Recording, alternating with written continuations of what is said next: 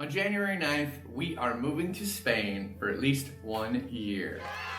In this video, we're gonna share our experience getting our NLV, or the non-lucrative visa, and the process it took. How long it took to get all of our paperwork and what paperwork you need, how we booked our appointment at the consulate, which for us was Los Angeles, How much it cost us to get the NLV, and our advice throughout the process so you don't make the same mistakes that we did, which weren't that many, but there were some. I'm Sean. And I'm Lainey, and we're from Days We Spend, y somos días que pasamos. Oh, we're so ready. We're ready to go to Spain.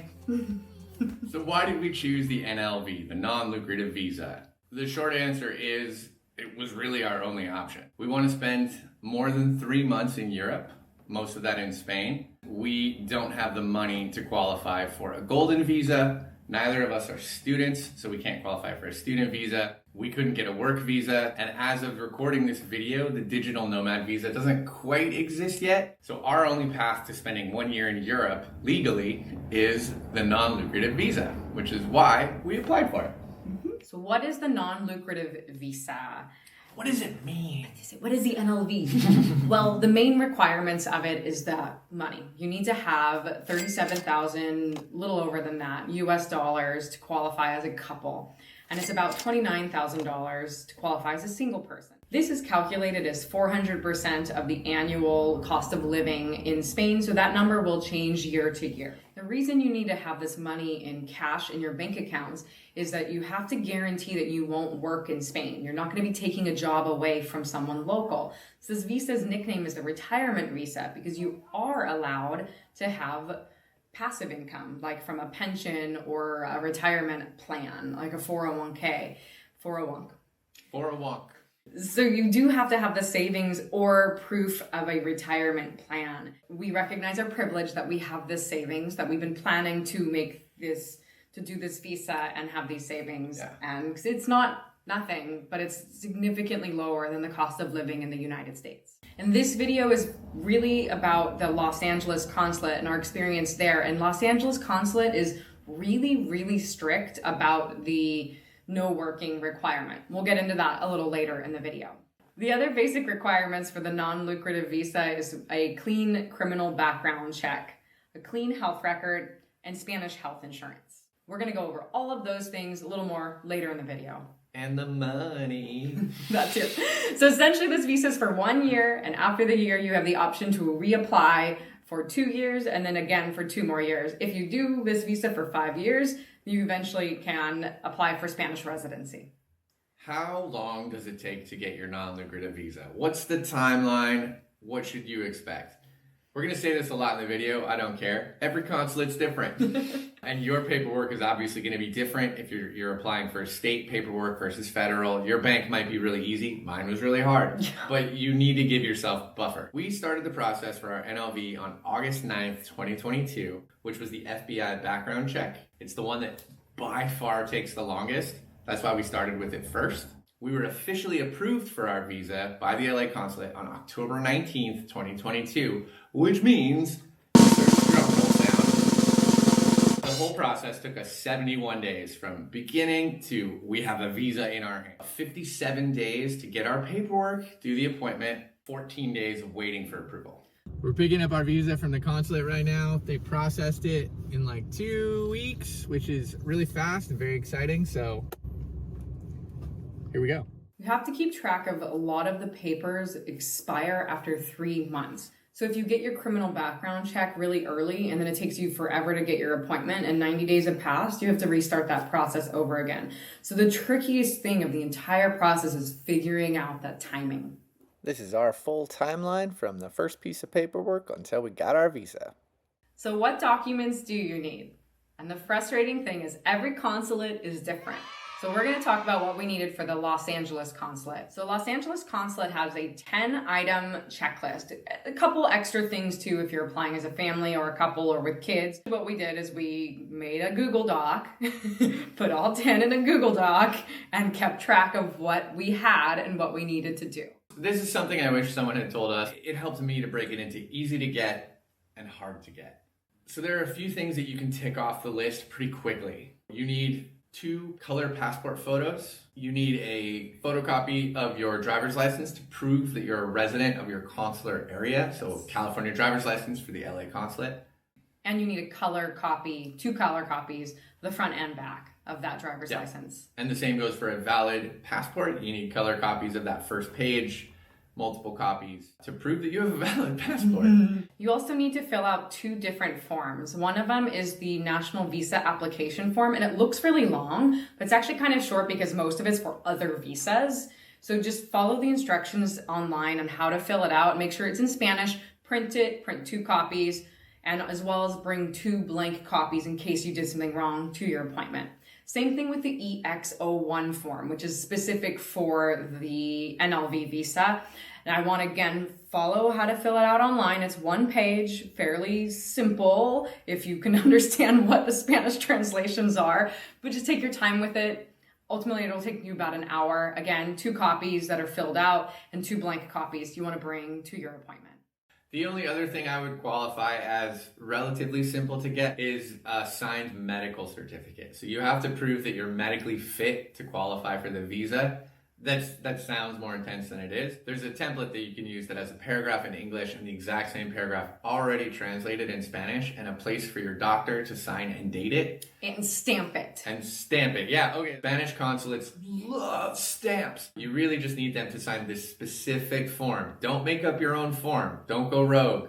Just download the form. We're going to put the link in the description. The rest of your application is going to take some time. There's a reason we started our paperwork with the FBI background check, and it's a long process. So if you have moved in the last 5 years and lived in different states, you have to do this at a federal level, which takes forever.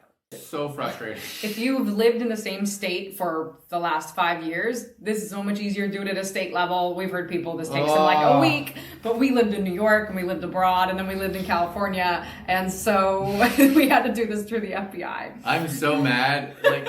So we made the choice to go with a company to expedite the fingerprinting process. So we went to UPS, did the fingerprinting, filled out this very specific form that we sent to this company, Accurate Biometrics, and they make sure the FBI expedites your process for the background check. That costs this much dollars.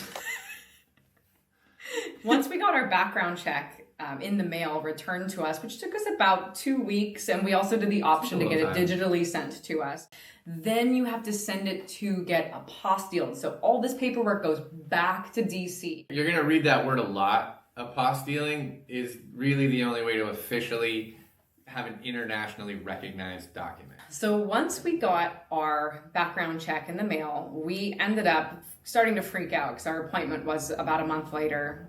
We used a guy who said he would take our background check and deliver it by hand so it didn't have to go through the mail. We actually originally had our first appointment in September, giving us about 6 weeks to do it because that's what we thought it would take. And we hadn't even gotten our apostilling done. And so we had to cancel our original appointment and reschedule for October, which was stressful because getting an appointment is pretty difficult. So to recap, you need to do fingerprints, get that back for the background check, send it to DC to get apostilled, get that back, send it to an official translator. We'll put a link to the page that literally has all the official translators. A Spanish consulate recognized translator. You can't just Google Translate these things. All of this is super important. Because they have a stamp and a seal on their translation of the apostille and the background check. Yeah. Are you getting why this is a frustrating process? Do you feel it? If there's a staple or there's a bracket that's on your apostille, you do not remove those staples or brackets. Those are official. Everything's official. Is it stamp it? Is it staple? So it's a very tedious process. Give yourself a lot of time, but not too much time, because then if 90 days goes by and you haven't had your appointment yet, you do have to start all over again. The next thing that you need to get that was a little tricky for us to navigate was Spanish health insurance. You can't use typical travel insurance like World Nomads. That's not recognized. You need Spanish health insurance that has no deductible and that covers your entire year. I went on a lot of Facebook groups. There's these NLV Facebook groups. I'll put links to them in the description. And people have all sorts of recommendations for which health insurance they use. But in Spain, to get private health insurance, you have to go through a broker. And these brokers work for the health insurance companies. So what we did is I got some people that were recommended, and we contacted them via email to get quotes on health insurance for both of us for the year, and dental. We chose to get dental too. So essentially you just want to end up picking the health insurance that's the right price for you, maybe has providers that speak English in your area, or has just the most availability in the place that you're planning to go. And you can ask your healthcare broker to send you lists of different providers in your area, which we did, and we compared. We browsed plans. Yeah. We wanted to make sure we had decent coverage, but nothing crazy. And our rate was really affordable. We ended up paying about $1,400 for both of us for the whole year. For the whole year, insurance. so $700 a person. I think we went with Adislas. You might go with Sanitas or another one of the brokerages. And it sounds kind of shady to have this broker. It wasn't. It was a really good experience. They've done this 100 times. They know exactly what to send you. Yeah. I mean, you probably can do it yourself, but why? Well, the broker's also going to send you all the correct papers that you need in Spanish. So all you need to do is print those papers, print a copy of those, and bring those to your consulate appointment. Mm-hmm. And when you pay for this health insurance, you're just going to end up using like a WISE transfer. So it needs to be paid in euros. Needs to be paid in full in euros before you leave. So the financial requirements, the way that you provide the consulate information was you're going to need to provide 2 copies of bank statements, monthly bank statements, going back at least 3 months. I recommend going back 6 months. But they only asked us for 3.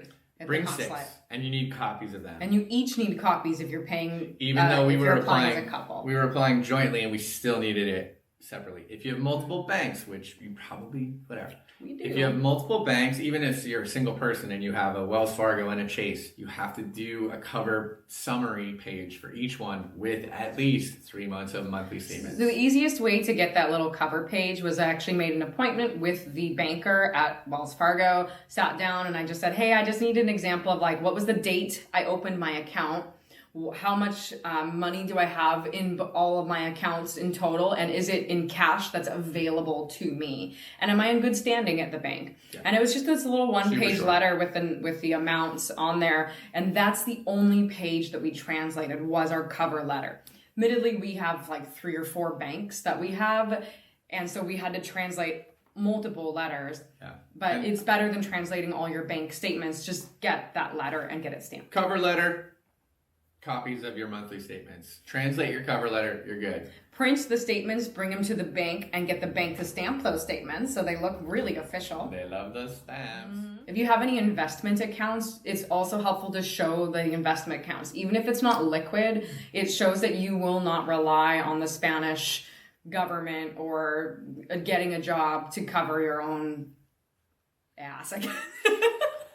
You also need to provide 2 copies of your most recent tax return. That'll show that you earned the money that you say you have. The tax return, though, it's only the 1040. So it's just those 2 pages. Yeah. And you need to get that 1040 translated. And that's an expensive translation because it's a really technical document. So you have to get officially that translated. Officially translated. And I think the biggest reason, especially for the Los Angeles Consulate, they're looking to see on the 1040 that you don't have a mortgage. If you have a mortgage, you cannot apply for this visa. Yeah, we should have said that 20 minutes ago. So even though having a house is a cool thing and you're building wealth, you still have this big debt, which the Spanish government sees a mortgage as debt. So talk to your consulate or talk to someone who's applied with a mortgage. We don't have a mortgage, so we can't give advice on this, but this is what we've read and heard. So if you're applying as a couple, you have to prove that you're married. So not only do you need an original certified copy of your marriage certificate, it just says like original certified copy on the bottom. Whatever. You need to then take that paper and get it notarized by the Secretary of State or apostilled. So this time we chose to get it done at the state level. We just got to the California Secretary of State in LA. And we have to go get our marriage certificate apostilled. We figured the easiest way would be to walk in and do it in person instead of waiting for it in the mail. So let's see if it actually is easy. Don't believe everything you read online because some websites say that you can walk into the California Secretary of State and just get your marriage certificate apostilled day of, and you can't. You drop it off. Away. Yeah, we had to send it away. It'll be back in 10 to 14 days, which is close to our appointment. Right. And the website we found the information on also said, oh, you can pay for debit card or credit card. And we get up to the top and it's like, no, it's money order or check only. So bring your checkbooks and don't rely on going in person. Just send it to them because you're going to get it sent back to you anyways. Mail it in. So once we got our marriage certificate apostilled in the mail, it only took us about 2 weeks. It was actually really easy to get it done that way. Then we sent the apostille, the original certificate, into a translator to get the official translation and stamps that we needed from there. So, and again, you each need a copy of that, and you each need a copy of that copy. One of the things that many consulates require, but not technically LA, was a letter of intent. We wrote a few short paragraphs about why we were moving to Spain, what we were excited about. But it was also had a bit on there about that we will not work in Spain. We also had an affidavit that we wrote that we were not going to work remotely while we were in Spain, and we even had that notarized by a notary. We had both the affidavit and our letter of intent notarized and then officially translated. The last thing you need to make sure you do ahead of your appointment is to pay all of your fees, your visa fees. There's a very specific form 790 code 052, whatever. Go to your consulate page, find it. You had to pay with a money order for ours that was addressed to the Consulate General of Spain. They just updated the fee. It was $151. So you have to have that made out ahead of time. You can't bring cash, can't bring checks, you can check with your consulate. Essentially, it's 140 plus 11. So really read through the fees page because it's like you're paying two different fees. There's a processing fee and a visa fee. Not difficult, complicated. So we overdid it with our paperwork. I recommend that you do the same. Make copies, bring blank forms, overdo it, because once you're in that seat at the consulate, you really only get one shot in the window before stuff starts expiring. And that's our recommendation with paperwork. So how did we make an appointment at the Los Angeles Consulate? Because it's notoriously difficult to get appointments there. One thing we did is we got an appointment for something really random, like a Spanish passport, because they were availability. What that does is it made us make a login and put all of our information into the system. 24 hours later, we canceled that appointment. But that meant that now we had our login saved on our computers, so when we did see an appointment available for the NLV, we were able to get it right away. It's very sneaky. You probably don't have to do that, but it was pretty cool. We ended up just checking every day, about every hour, really randomly, as many times as we could remember, just refreshing the page. They say it refreshes at noon every day. We never found anything happening. And then one day Lainey checked at like 2 p.m. and she was like, there's an appointment. So don't stick to just the advice that you get on blogs and stuff. Just check all the time. We got our appointments out of nowhere. They just showed up. I randomly checked and all of a sudden, bam, and I was like, Sean! So never give up. Never surrender. And as well as if someone cancels an appointment, it'll show up as available. But they released the appointments 1 month in advance. So when you're trying to get your appointment, you want to start looking for it about a month before you want to go to the consulate. So again, timing of all of that with your paperwork. So which means you should have started your paperwork about a month before you're looking a month in the future. Yes. 71 days is how long it took us.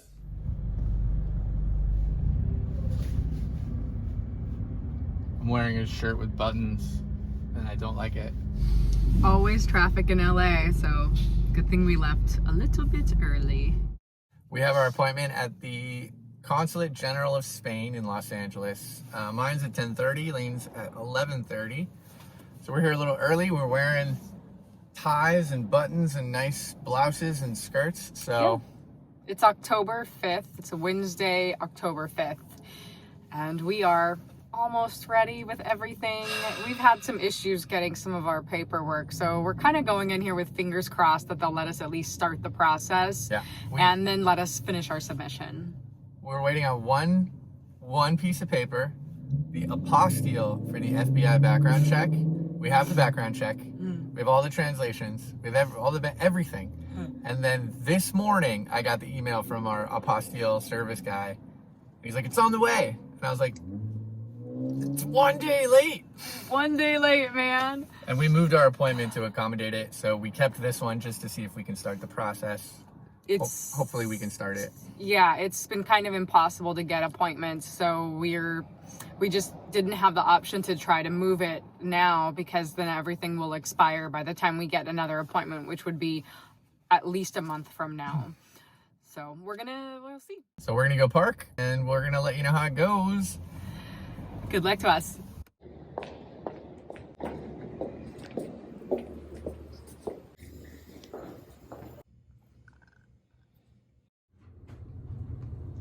So nervous. Turn it off, please.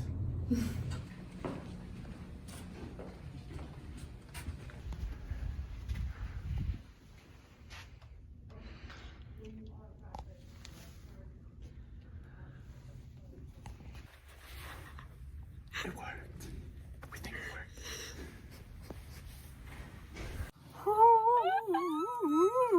All right, we're trying not to get too happy. They accepted our application, even though our apostille for the FBI hadn't arrived yet. He told us that we just need to bring it back once we pick up our visa, which is, we didn't expect it. A caveat though is we literally got an email saying your FBI is ready, and then the guy scanned it. So we showed them the FBI apostille on our phones, and he said, great, that's good, you have it. Our money order was for $152, and apparently on Monday they changed the fees to $151, so they gave us $1 back each in quarters. We made $2 applying for the Spanish visa today. No, it's been a super stressful day. We were really nervous about not having our FBI apostille going into our appointment. We'd already moved our appointment, and there was nothing available in the rest of October. So we just said, let's just get in there and see if they can process it. Yeah. Our worker was amazing. He actually called me. I had the first appointment. He called me 15 minutes early. So like, show up early. Everyone thinks I'm crazy for showing up early to stuff, but we were only in the waiting room for like 90 seconds before he called me. So yeah, and then when Sean went up, he said, hey, my wife is here for her appointment also, and then I came up with Sean and we sat there together. We're gonna go get candy. We've earned it. We're gonna go to Soccer Beat and get candy, and we're gonna wait for our visa to be approved, and then we'll bring the apostille in for the approval for the stamp. Our actual appointment took about 45 minutes just to go through all the papers and ask for all the pieces. And they really did ask for everything. And I think that we were, way over prepared with all of our statements, but that's really what you need. Be over prepared. He only needed 3 months of bank statements, which was great, but like we had 6 and I had to take them away. And Sean needed a copy and I needed a copy, even though we were applying together. I had multiple headshots for the photo and I let him choose his favorite. Like we were overdo it, I would say. It's a little more expensive. Make sure you've got copies of everything. Yeah. Because I think he literally said like, not everyone, he's like, you guys are so good. He's like, not everyone has all of their documents. So he's like, this is great. So overdo it, show up early, and dress the part. And you might get $1 back on your... Fingers crossed. Time for candy.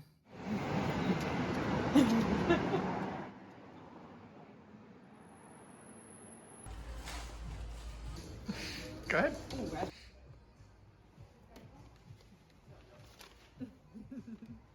So how much does it cost to apply for an NLV? Everything from A to Z cost us as a couple $1,476. Not including our insurance that we paid though. Yeah, your health insurance, we don't count that as an application fees. For the translations, for the copies, for the paperwork, for the fingerprinting, for the apostilling, the UPS trip, the passport photo, we counted everything.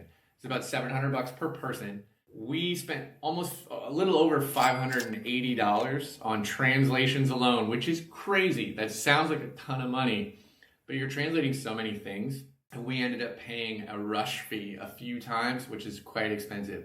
So if you listen to us and don't do what we did and plan it out a little bit better, you won't have to pay the rush charge for your translation. We'll provide links to the services we use. The FBI apostille was $150 per person.